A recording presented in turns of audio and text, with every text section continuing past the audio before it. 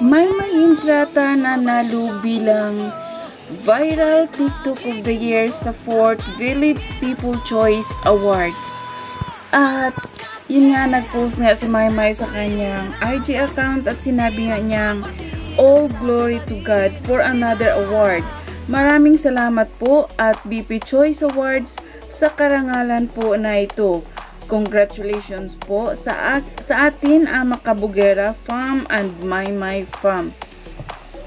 So guys, grabe, nakaka-amaze yung ganda ni Maymay, yung gandang Filipina talaga. At grabe ang suot. Mapawaw ka na lang talaga kay Maymay. Sobrang sexy ng damit niya. Tapos ang ganda talaga niyang maglakad. Wala talagang kaduda-duda itong si Maymay Intrata na pang-modelo talaga yung kanyang tindig.